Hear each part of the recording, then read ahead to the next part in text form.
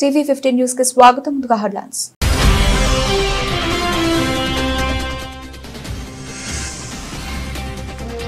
Trump Putin చర్చలను స్వాగతించిన భారత్. సమావేశానికి ముందు ప్రధాని మోదీతో ఫోన్లో మాట్లాడిన పుతిన్.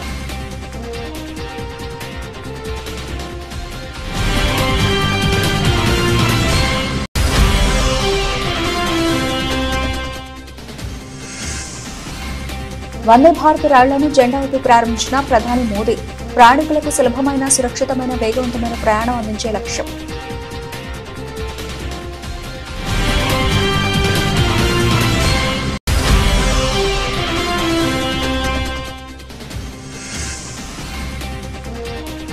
పాకిస్తాన్ గుండెల్లో గుబులు పుట్టించిన ఆపరేషన్ సింధూర్. బయటపడ్డ కీలక విషయాలు. 100 మందికి పైగా ఉగ్రవాదులను మట్టుబట్టినట్లు వెల్లడి.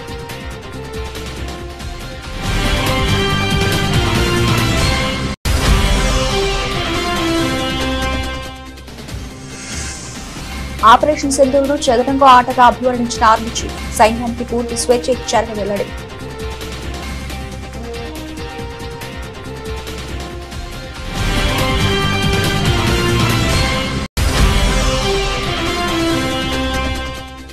సౌర పవన విద్యుత్ ప్రాజెక్టులో పెట్టుబడులకు ఎన్టీపీసీ సిద్ధం. సీఎం రేవంత్ రెడ్డికి తెలిపిన సీఎండీ గురుదీప్ సింగ్.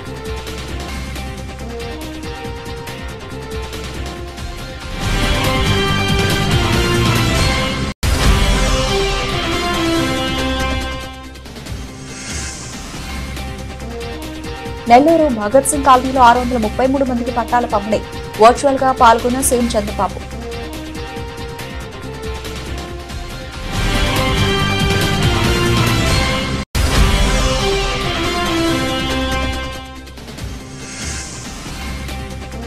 బీజేపీలో చేరిన మాజీ ఎమ్మెల్యే గువ్వల బాలరాజు. కండువా కప్పి ఆహ్వానించిన బీజేపీ రాష్ట్ర చీఫ్.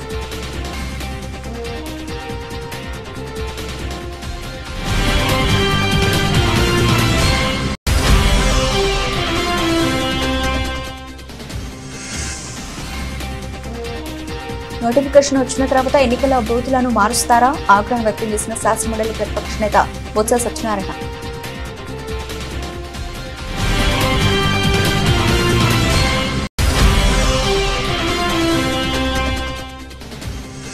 ముంబై విమానాశ్రయంలో ఐకాన్ స్టార్ అల్లు అర్జున్ కు ఆసక్తికర అనుభవం. మాస్క్ కళ్లజోడుతో ఉండడంతో గుర్తుపట్టలేకపోయిన భద్రతా సిబ్బంది.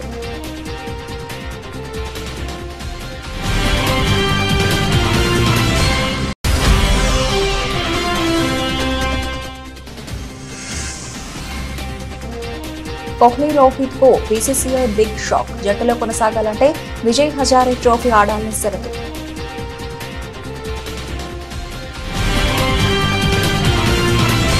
ప్రపంచ రాజకీయాల్లో కీలక పరిణామం చోటు చేసుకుంది. అమెరికా అధ్యక్షుడు డొనాల్డ్ ట్రంప్, రష్యా అధ్యక్షుడు వ్లాదిమిర్ పుతిన్ మధ్య శిఖరాగ్ర సమావేశం జరగనుంది. ఆగస్టు 15న అలస్కాలో ఈ భేటీ జరగనున్నట్లు ట్రంప్ స్వయంగా ప్రకటించారు. గత కొంతకాలంగా ఉద్రిక్తంగా ఉన్న ఉక్రెయిన్ యుద్ధానికి ఈ సమావేశం ఒక ముగింపు పలుకుతుందని ప్రపంచ దేశాలు ఆశిస్తున్నాయి. గత 3 రోజులుగా చోటు చేసుకునే వేగవంతమైన పరిణామాల అనంతరం ఈ భేటీ ఖరారైంది. ఎంతో ఆసక్తిగా ఎదురుచూస్తున్న సమావేశం ఆగస్టు 15 శుక్రవారం అలస్కాలో జరుగుతుంది అని ట్రంప్ తన సోషల్ మీడియా ప్లాట్ఫామ్ ట్రూత్ సోషల్లో వెల్లడించారు.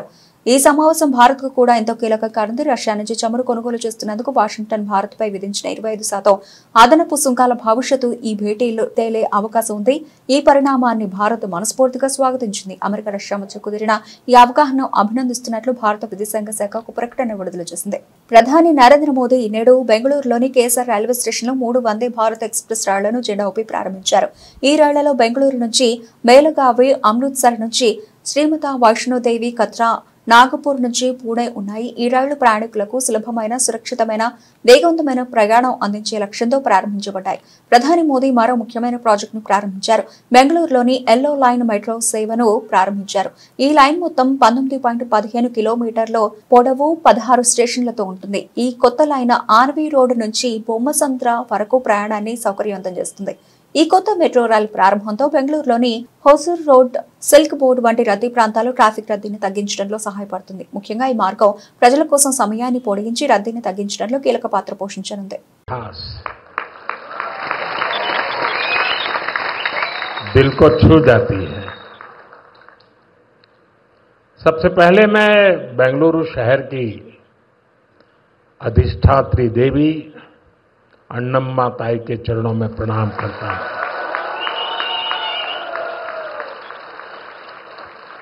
सदियों पहले नाड़ प्रभु केम्पेगौड़ा जी ने बंगलुरु शहर की नींव रखी थी। उन्होंने एक ऐसे शहर की संकल्पना की थी जो अपनी परंपराओं से भी जुड़ा हो और साथ ही प्रगति की नई ऊंचाइयों को भी छुए।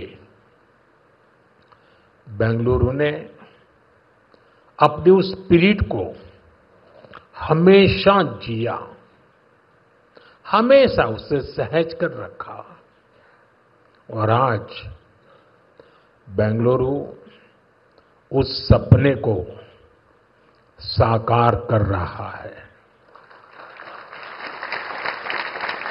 साथियों, बेंगलुरु को हम एक ऐसे शहर के रूप में उभरता देख रहे हैं जो न्यू इंडिया के राइज का सिंबल बन चुका है। एक ऐसा शहर जिसकी आत्मा में तत्वज्ञान है और जिसके एक्शन में टेक ज्ञान है। एक ऐसा शहर जिसने ग्लोबल आईटी मैप पर भारत का परचम लहराया है। बेंगलुरु की इस सक्सेस स्टोरी के पीछे अगर कोई है तो वो यहां के लोगों की, आप सबकी मेहनत और आप सबकी टैलेंट है। సరిహద్దు ఆవల నుంచి ఉగ్రవాదాన్ని ప్రేరేపిస్తున్న పాకిస్తాన్కు భారత్ గట్టి గుణపాఠం చెప్పినట్టు భారత వాయుసేన chief air chief marshal Amarpreet Singh వెల్లడించారు. ఆపరేషన్ సింధూర్లో భాగంగా పాకిస్తాన్కు చెందిన 6 విమానాలను కూల్చివేసినట్లు ఆయన ధృవీకరించారు. ఇందులో 5 ఫైటర్ జెట్లతో పాటు అత్యంత కీలకమైన నిఘా విమానం కూడా ఉందని తెలిపారు. బెంగళూరులో జరిగిన ఎయిర్ చీఫ్ మార్షల్ ఎల్ఎం కాత్రే స్మారకోపన్యాస కార్యక్రమంలో ఆయన ప్రసంగించారు. ఈ ఏడాది ఏప్రిల్లో పహల్గాంలో జరిగిన ఉగ్రదాడిలో 26 మంది అమాయకులు ప్రాణాలు కోల్పోయిన ఘటనకు ప్రతిస్పందనగా మే 7న ఆపరేషన్ సింధూర్ను ప్రారంభించినట్టు ఆయన వివరించారు. ఈ ఆపరేషన్లో భాగంగా పాకిస్తాన్ పాక్ ఆక్రమిత కశ్మీర్లోని 9 ఉగ్రవాద శిబిరాలను లక్ష్యంగా చేసుకున్నామని, 100 మందికి పైగా ఉగ్రవాదులను మట్టుబెట్టామని రక్షణ వర్గాలు వెల్లడించాయి. That is Shahbaz, their Jacobabad airfield, one of them again, major airfield that was attacked. And here there's an F-16 hangar, which you can see here. And here this is the photograph again from open source, from one of their earlier picture of the same hangar. And here that hangar, which is one half of the hangar is gone. And I'm sure there were some aircraft inside which have got damaged there. So if I can just sum it up, what we were able to get there at least 2 command and control centers in like Murid and Chaklala that I have shown you one of the pictures. At least 6 radars, some of them big, some of them small. 2 SAGW system that is in Lahore and Okara. Then of course runway at Sargoda and Rahimia Khan. 3 hangars that we attacked. One was of course Sukur, the UAV hangar, the Bholari hangar of AEWNC, and Jacobabad, the F-16 hangar.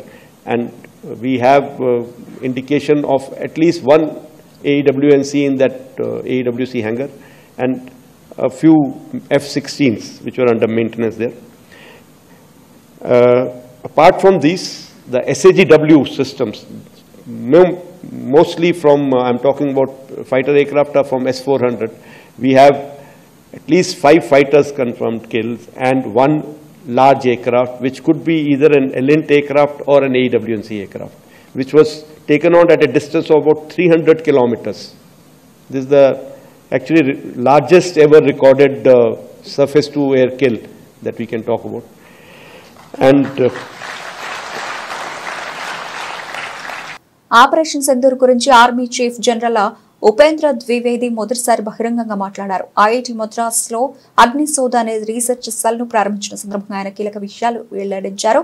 ఈ operation ఒక chess ఆటలా కొనసాగిందని, శత్రువు ఏ అడుగు వేస్తాడో తెలియని ఒక grey zone లో జరిగిందన్నారు. ఈ operation general Dwivedi chess ఆటతో పోల్చారు. ఎందుకంటే ఇక్కడ శత్రువు ఏం చేస్తాడో మనం ఏం చేయబోతున్నామో ఎవరికి స్పష్టంగా తెలియదని, ఇది పూర్తి స్థాయి యుద్ధం కాదు, కానీ అంతకంటే కొంచెం తక్కువ స్థాయిలో జరిగిన ఒక గ్రే జోన్ ఆపరేషన్ అని వెల్లడించారు. ఈ ఆపరేషన్ ప్లానింగ్ ఏప్రిల్ 23న ప్రారంభమైంది. ఆ రోజు 3 సైనిక దళాల చీఫ్లు, రక్షణ మంత్రి రాజ్నాథ్ సింగ్ ఒక నిర్ణయానికి వచ్చారని, ఇక చాలు ఏదో ఒక కీలక నిర్ణయం తీసుకోవాలి, సైన్యానికి పూర్తి స్వేచ్ఛ ఇచ్చారని పేర్కొన్నారు. ఆపరేషన్ సింధూర్ మరింత విస్తృతంగా కొనసాగింది. మన శత్రు భూభాగంలోకి వెళ్లి నర్సరీ మాస్టర్స్ అనే కోడ్ నేమ్లతో కీలక లక్ష్యాలను ధ్వంసం And since Op Sindoor, you may be actually saturated by seeing the TV and the parliamentary debates. So I will not spend much time on that. I will say how the technology came into play. But certain things important. 22nd April, you're aware what happened in Pahalgam, and it actually shocked the nation. 23rd is the time when next day itself, we all sat down. And this is the first time which RM has also said, I think enough is enough. And all the 3 chiefs were very clear, something has to be done. And the free hand was given, of course, that you decide what is to be done. And that is the kind of a confidence with the political directions and political clarity for the first time we saw. And that's what made a difference, because we want to do a lot, but that kind of hand-holding and kind of free, no terms of restrictions, if I can say that. And that is what kind of raises up your morale. And that is how it helped our army commanders or commander-in-chiefs on ground to kind of act as per their wisdom. Of course, then 25th, we visited the Northern Command, as you're aware, that is the place where we thought, planned, conceptualized, and executed the 7 targets out of the 9 which were destroyed, and where a lot of terrorists were killed. 29th April, of course, was the time when we met the Prime Minister for the first time, and thereafter, next day, of course, why I'm telling you this, because it's important that how a small name, Op Sindoor, connects the whole nation. And I was telling director also that when he briefed me on this, he said, okay, we'll have this name Op Sindhu. And I thought it is Op Sindhu. Sindhu is basically Indus River. So I said, excellent, sir. Indus Water Treaty has just been frozen by you.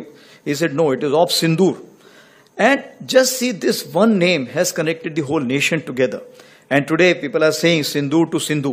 Everything we have taken care of. But that is something which galvanized the whole nation as such. And the soldiers per se, because when I went on ground and I told them that, look, any sister, mother, daughter, whenever she applies the vermilion or the sindoor, she will always remember the soldier. And I think that was the connect.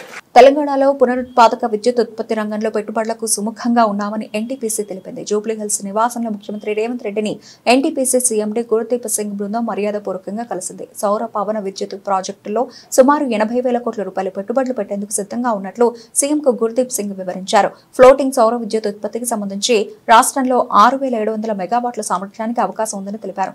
రాష్ట్రంలో పెట్టుబడులకు ఆసక్తి చూపిన ఎన్టీపీసీకి అన్ని విధాలా సహకరించేందుకు తాము సిద్ధంగా ఉన్నట్లు ఈ సందర్భంగా సీఎం స్పష్టం చేశారు. 2029 నాటికి ప్రతి ఒక్కరికి సొంతింటి కలను నిజం చేస్తామని సీఎం చంద్రబాబు తెలిపారు.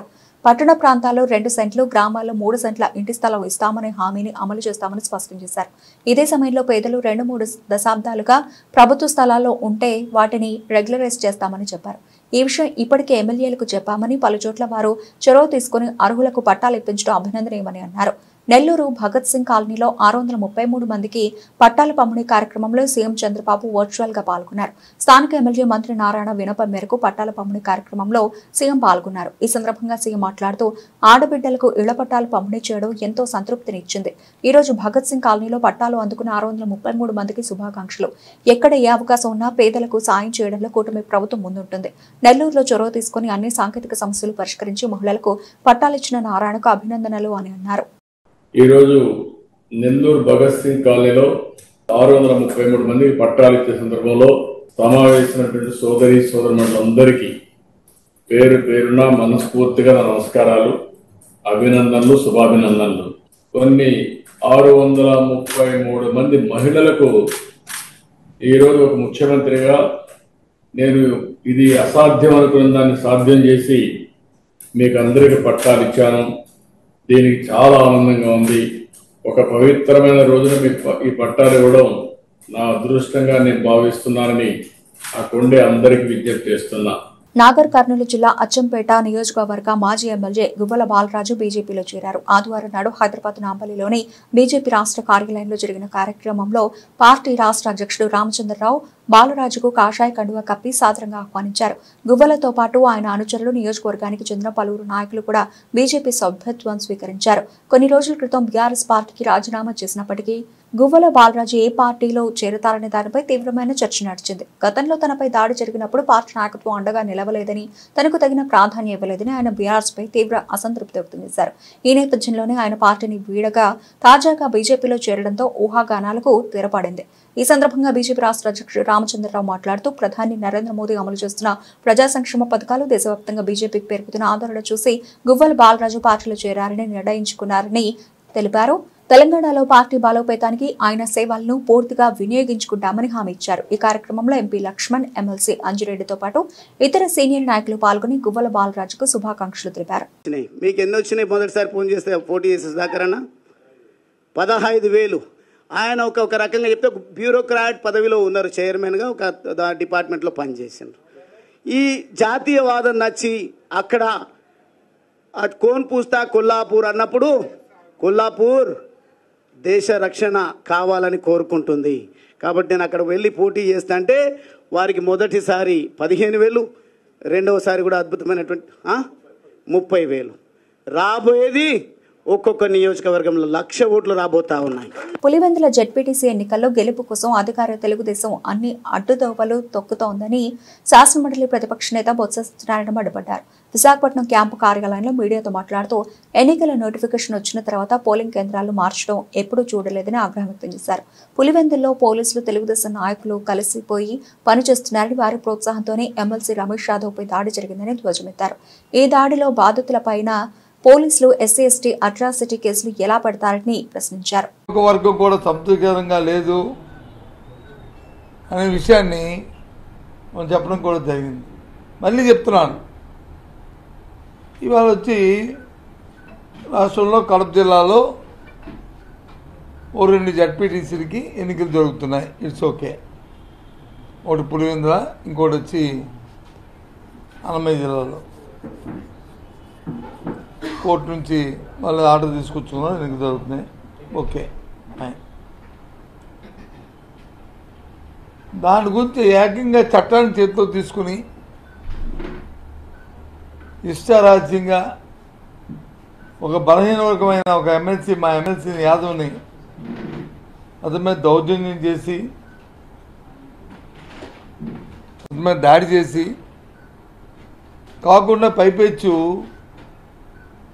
ఆ రోజు సాయంత్రం అవతల పక్క నుంచి పోలీసు, తెలుగుదేశం వాళ్ళిద్దరూ కూడా పార్టీ కార్యకర్తలు ఇద్దరు కుమ్మక్కై ఒక కేసును వచ్చి రిజిస్టర్ చేశారు. దేవురంటే ఎర్రగొండ బాలపాలెం అనుకుంటా,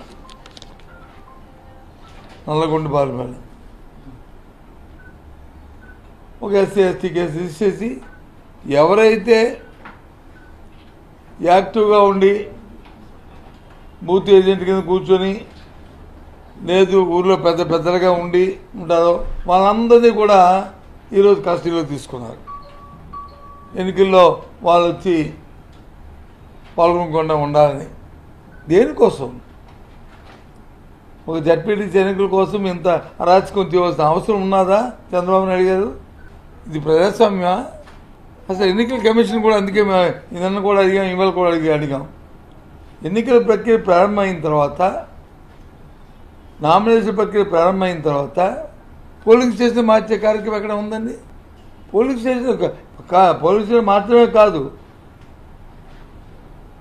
ఒక ఊర్లో ఉన్న ఓట్లని ఈ ఊరు ఓట్లు తీసుకెళ్ళి హ్యామ్లెట్ గ్రామంలో పెట్టడం, హ్యామ్లెట్ గ్రామం తాలూకా ఓట్లు తీసుకెళ్ళి ఇంకో హ్యామ్లెట్ గ్రామంలో పెట్టడం.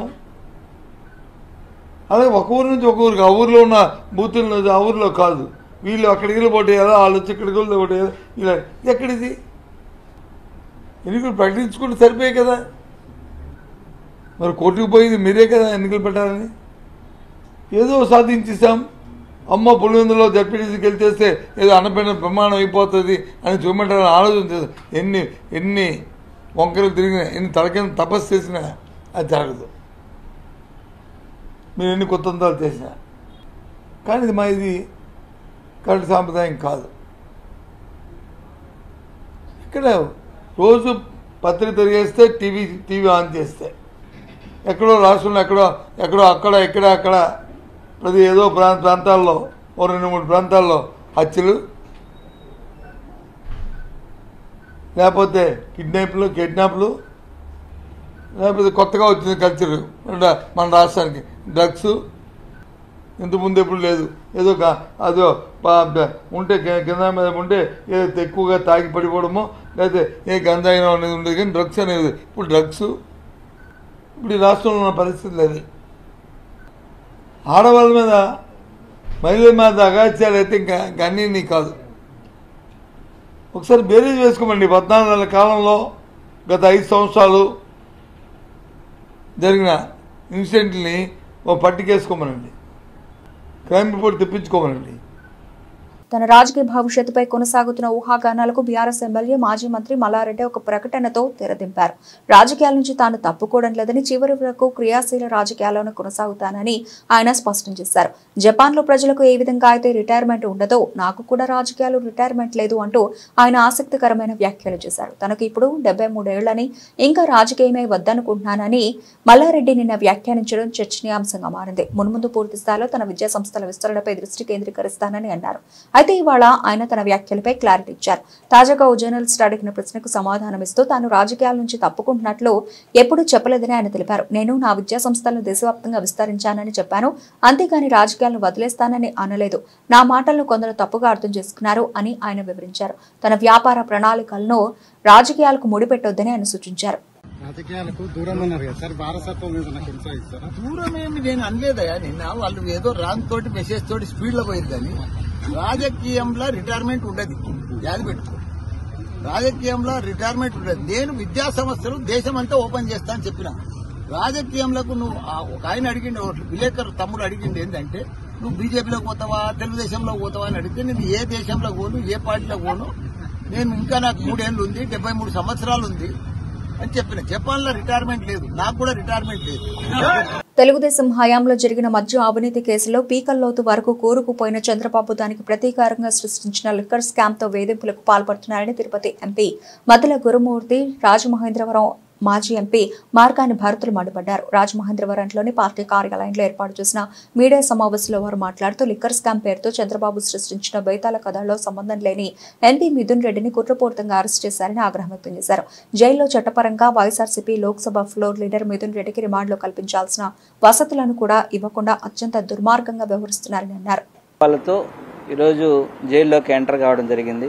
కనీసం తన సోదరి రాఖీ కట్టడానికి రాఖీని కూడా లోపలికి అనుమతించినటువంటి పరిస్థితి. అడుగడుగున అడ్డుకోవడం, చెకింగ్లు చేయడం. ఏం తీసుకెళ్తాం?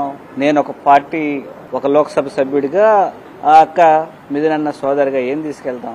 ఒక రాఖీతో పాటు ఏదైనా కుంకుమో లేదంటే ఏదో బొట్టు పెట్టడానికి తప్ప ఏం తీసుకెళ్తాం? హైట్ని కూడా అడ్డుకునే పరిస్థితి. వీటన్నిటినీ అడ్డుకొని పైచాచిక ఆనందం పొందే విధంగా అక్కడ వాళ్ళు వ్యవహరించినటువంటి తీరు ఉన్నది. దీన్ని ఖండిస్తా ఉన్నాం. లోపల తనకు కూడా కనీస సౌకర్యాలు కూడా మామూలుగా అతను సెంట్రల్ సెక్యూరిటీ కేటగిరీలో ఉన్నటువంటి ఎంపీ గారు. సో ప్రాపర్ ఫెసిలిటీస్ కూడా అడుగడుగున అడ్డుకోవడం, ఈవెన్ భోజనానికి కూడా ఒకసారి అనుమతించడం, ఇంటి భోజనాన్ని కోర్టు ఆదేశాలు ఉన్నా కూడా ఇలాంటివి రకరకాలైనటువంటి హరాస్ చేస్తూ పైచాచిక ఆనందాన్ని పొందుతున్నారు. కానీ ఇది తప్పు, కరెక్ట్ కాదు. అసలు తప్పు చేసిందే కూటమి ప్రభుత్వం. 2014 నుంచి 2019 వరకు లిక్కర్కు సంబంధించి తప్పులన్నీ చేసింది కూడా కూటమి ప్రభుత్వం. అప్పటి కూటమి ప్రభుత్వం తర్వాత ఇప్పుడు అదే విధంగా 2014 నుంచి 19 వరకు ఏ విధంగా అయితే వాళ్ళు వ్యవహరించారో అదే విధంగా 2024 నుంచి 20 ఇది ఇప్పుడు జరుగుతూ ఉంది. 24 తర్వాత కూడా కేబినెట్ అప్రూవల్ లేకుండా అనుమతులు, జీవోలు జారీ చేసింది అప్పటి కూటమి ప్రభుత్వం, అప్పుడు చంద్రబాబు నాయుడు గారి ప్రభుత్వం. పోలీసుల సమక్షంలో అయినా రాఖీ కడతారు కదండి. దగ్గరగా నాకు తెలిసి 30-35 ఏళ్లు కలిసి ఒకే తల్లి కడుపున పుట్టిన పిల్లలు. మరి వాళ్ళు రాఖీ పండగ రోజున రాఖీ కూడా జరుపుకోనివ్వకోకుండా ఏముందండి, ఇప్పుడు రాఖీ కడతారు. పోలీసుల సమక్షంలోనే రాఖీ కట్టి ఒక తిలకం పెడితే ఈ బంధాన్ని మనం ఎంత గౌరవించిన వాళ్ళు అవుతామండి. హిందూ సాంప్రదాయాన్ని. తప్పే ఉందండి, నాకు అర్థం కాల. కనీసం రాఖీ కూడా ఎలో చేయలేని పరిస్థితుల్లో ఇవాళ ఈ కూటమి ప్రభుత్వం అని కూడా కాదు, తెలుగుదేశం ప్రభుత్వం. ఎందుకంటే ఈ కూటమిలో మిగతా వాళ్ళకి ఎవరికి కూడా పెద్ద వాయిస్ లేదు, వాళ్ళు ఉన్నా లేనట్టే కింద పరిగణిస్తా ఉన్నాం. ఇది కాకుండా లిక్కర్ పాలసీ గురించి వీళ్ళు చెప్తా ఉన్నారు. అసలు కనీసము నీతులు చెప్పడానికైనా కనీసం సిగ్గుండాలి కదండి. ఇవాళ ఆంధ్రప్రదేశ్ రాష్ట్రంలో మద్యం షాపులు రోడ్లపైన తాగేస్తున్నారు డైరెక్ట్ గా. అక్కడ మద్యం షాపు బయట నుంచుని గ్లాసులు అక్కడే పెట్టేస్తున్నారు, డైరెక్ట్ గా ఎత్తేసి అక్కడే గ్లాసులు పెడతా ఉన్నారు. డైరెక్ట్ నడి రోడ్డు పైన వ్యవహారం జరుగుతూ ఉంది. పర్మిట్ రూమ్లు, ప్రతి బ్రాందీ షాప్ కి పర్మిట్ రూమే. డైరెక్ట్ గా ఓపెన్ గా అక్కడ లోపల కూర్చోబెట్టి యథేచ్ఛగా తాగిస్తా ఉన్నారు. వీధికి ఒక బెల్ట్ షాప్ నిర్వహిస్తా ఉన్నారు రాష్ట్ర వ్యాప్తంగా. ఇది ఓపెన్ గా జరుగుతోంది. కాంగ్రెస్ క్రమశిక్షణ కమిటీ పిలుపు మేరకు గాంధీ భవన్ కు ఇవాళ ఆ పార్టీ సీనియర్ నేత కొండా మురళి వచ్చారు. తనపై వచ్చిన ఫిర్యాదులపై క్రమశిక్షణ కమిటీకి లిఖితపూర్వకంగా కొండా మురళి సమాధానం ఇచ్చారు. కొండా మురళి లేఖపై కమిటీ కొన్ని వివరాలు అడిగింది. ఈ సమావేశం అనంతరం మీడియాతో మల్లు రవి మాట్లాడారు. 2 గంటల పాటు సమావేశం జరిగిందని తెలిపారు. ఉమ్మడి వరంగల్ జిల్లా నేతలపై చర్చ చేశామని చెప్పుకొచ్చారు. అనిరుద్ధ్ రెడ్డి అంశంపై చర్చించామని అన్నారు. మునుగోడు ఎమ్మెల్యే కోమటిరెడ్డి రాజగోపాల్ రెడ్డి అంశంపై ఇంకా చర్చ జరగలేదని చెప్పారు. రాజగోపాల్ రెడ్డిపై ఎవరూ ఫిర్యాదు చేయలేదని మల్లు రవి పేర్కొన్నారు. తమ రక్తంలో కాంగ్రెస్ ఉందని ఆ పార్టీ నేత కొండా మురళి తెలిపారు. కాంగ్రెస్ లో తప్ప వేరే పార్టీలో తాము ఇమడలేమని చెప్పుకొచ్చారు. కాంగ్రెస్ హైకమాండ్ ఏ ఆదేశం ఇచ్చినా పాటిస్తానని అన్నారు. ఏఐసిసి అగ్రనేత రాహుల్ గాంధీని ప్రధానమంత్రిని చేయడమే తమ లక్ష్యమని ఉద్ఘాటించారు. స్థానిక సంస్థల ఎన్నికల్లో కలిసి పనిచేయాలని క్రమశిక్షణ కమిటీ ఆదేశించిందని కొండా మురళి పేర్కొన్నారు. వరంగల్కు సంబంధించినటువంటి ఎమ్మెల్యేలు కొండా మురళి గారి సబ్జెక్టుని ఒక కొలిక్కి తీసుకొని రావటం జరిగింది. అదే రకంగా జడ్చెల్ల ఎమ్మెల్యే మన అనిరుద్ధ్ రెడ్డి గారు వారి దాని మీద కూడా ఒక ఫైనల్ నిర్ణయానికి వచ్చి 4 మెంబర్స్ ఉన్నాం. మళ్ళీ నేను అందరం యునానిమస్గా ఒక నిర్ణయానికి వచ్చాం. భవిష్యత్తులో కాంగ్రెస్ పార్టీ కోసం కలిసికట్టుగా పనిచేయడానికి ఒప్పుకున్నారు కాబట్టి ఈ నిర్ణయం జరిగింది. ఈ విషయాన్ని మేము పిసిసి ప్రెసిడెంట్ మీనాక్షి నటరాజన్ గారు, సీఎం గారు వారి దృష్టికి తీసుకుని మీకు వివరాలన్నీ తర్వాత చెప్తాం. పాన్ ఇండియా స్టార్ గా దేశవ్యాప్తంగా అశేష అభిమానులను సొంతం చేసుకున్న ఐకాన్ స్టార్ అల్లు అర్జున్ కు ముంబై విమానాశ్రయంలో ఓ ఆసక్తికర అనుభవం ఎదురైంది. అల్లు అర్జున్ నిన్న ముంబై విమానాశ్రయానికి వెళ్లారు. ఆ సమయంలో ఆయన ముఖానికి మాస్క్, కళ్లకు బ్లాక్ గ్లాసెస్ ధరించి ఉండటంతో అక్కడి భద్రతా సిబ్బంది ఆయన గుర్తుపట్టలేకపోయారు. సెక్యూరిటీ చెకింగ్ పాయింట్ వద్దకు రాగానే నిబంధనల ప్రకారం ఆయన ఆపారు. వెంటనే అల్లు అర్జున్ అసిస్టెంట్ కల్పించుకుని ఆయన సినీ హీరో అల్లు అర్జున్ అని సిబ్బందికి వివరించే ప్రయత్నం చేశారు. అయితే భద్రతా సిబ్బంది తమ విధి నిర్వహణకే కట్టుబడ్డారు.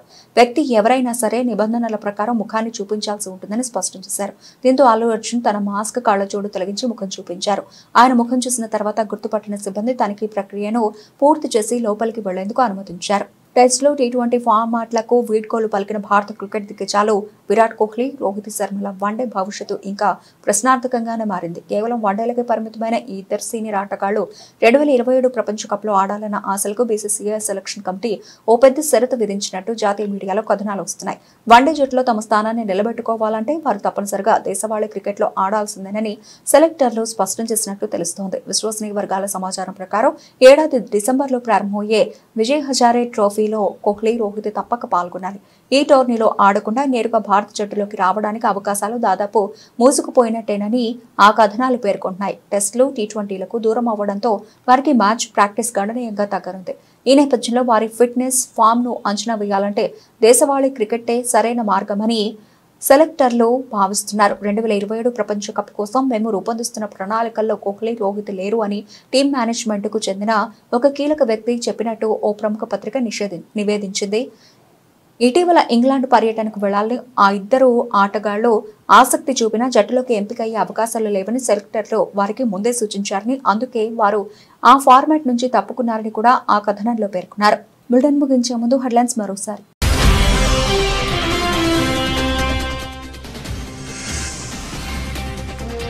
ట్రంప్, పుతిన్ చర్చలను స్వాగతించిన భారత్. సమావేశానికి ముందు ప్రధాని మోదీతో ఫోన్లో మాట్లాడిన పుతిన్.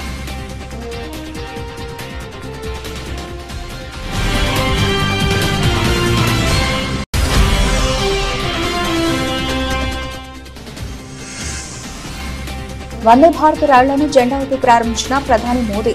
ప్రయాణికులకు సులభమైన, సురక్షితమైన, వేగవంతమైన ప్రయాణం అందించే లక్ష్యం.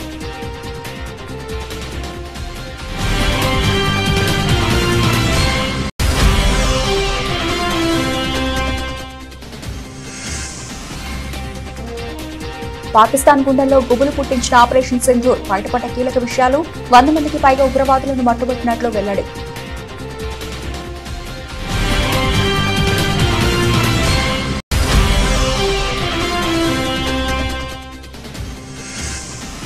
ఆపరేషన్ సింధూర్ను చదరంగ ఆటగా అభివర్ణించిన ఆర్మీ చీఫ్ సైన్యానికి పూర్తి స్వేచ్ఛ ఇచ్చారని వెల్లడి.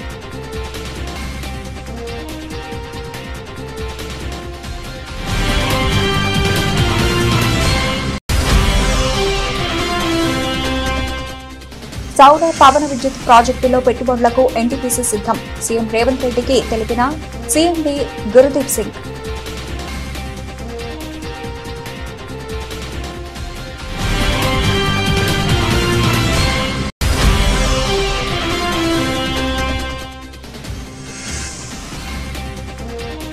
నెల్లూరు భగత్ సింగ్ కాలనీలో 633 మందికి పట్టాల పంపిణీ. వర్చువల్ గా పాల్గొన్న సీఎం చంద్రబాబు.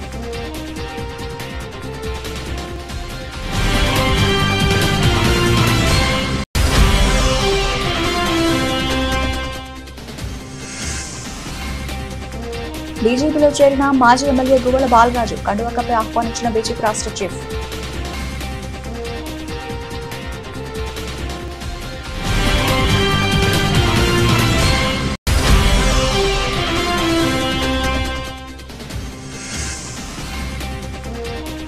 నోటిఫికేషన్ వచ్చిన తర్వాత ఎన్నికల బూతులను మారుస్తారా? ఆగ్రహం వ్యక్తం చేసిన శాసనమండలి ప్రతిపక్ష నేత బొత్స సత్యనారాయణ.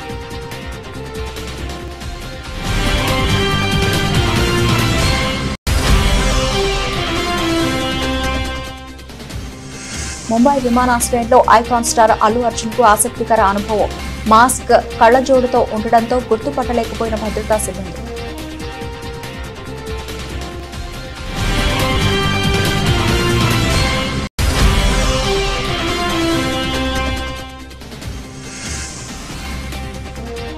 కోహ్లీ రోహిత్ కు బీసీసీఐ బిగ్ షాక్. జట్టులో కొనసాగాలంటే విజయ్ హజారే ట్రోఫీ ఆడాలని షరతు.